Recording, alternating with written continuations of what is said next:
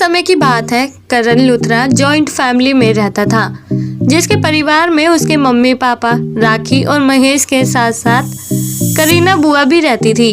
करण अपनी professional life में काफी सक्सेसफुल हो चुका था, जिसने अपने माता पिता से मंजूरी लेकर जल्द ही प्रीता से लव मैरिज कर ली थी। प्रीता बहू बनकर लूथरा फैमिली में आती है।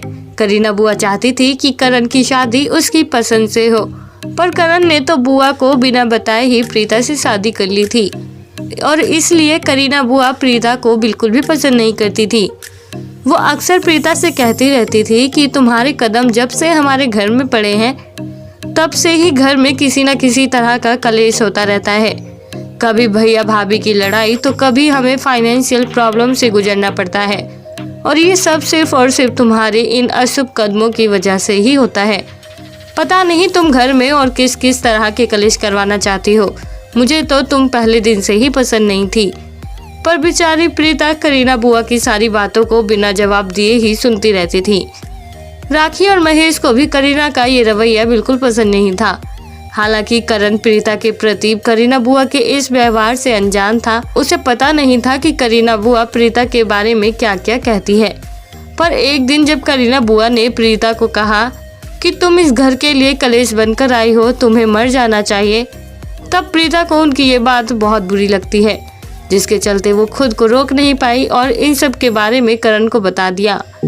तभी करण प्रीता को लेकर करीना बुआ के पास जाता है और पूछता है कि बुआ जी, प्रीता में आपको ऐसी कौन सी बुराई दिख रही है जिसकी वजह से आप उसे रोजाना ताने कसती रहती हैं। मुसीबत तो सबके घर में आती है, लेकिन इसका मतलब ये तो नहीं कि हम ये कहें कि वो सब कुछ घर के एक ही सदस्य की वजह से हो रहा है। आप जो प्रीता को कहती रहती हैं कि उसके अशुभ कदमों की वजह से घर में परेशानियां बढ़ती जा रही हैं, तो मैं आपको बता दूं कि आपने प्रीता के लिए कभी भी कुछ अच्छा नहीं सोचा और इसलिए आपको उसमें सिर्फ खामियां ही नजर आती हैं। जिस दिन आप उसे इस घर का सदस्य मान लेंगी, उसी दिन आप प्रीता की तारीफें करते हुए थकेंगी नहीं।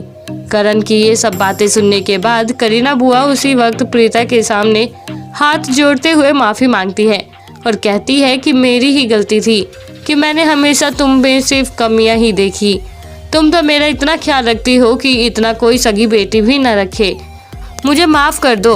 तभी प्रीता करीना बुआ से कहती है कि कोई बात नहीं बुआ जी, आप मुझसे बड़ी हो और आपको मुझसे माफ़ी मांगने की कोई ज़रूरत नहीं है।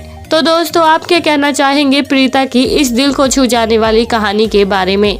आप हमें कमेंट बॉक्स में कमेंट करके ज़रूर बताएं और साथ ही ऐसी और रोमांचक कहानियाँ सुनने के लिए आप हमारे चैनल को सब्सक्राइब करना ना भूलें।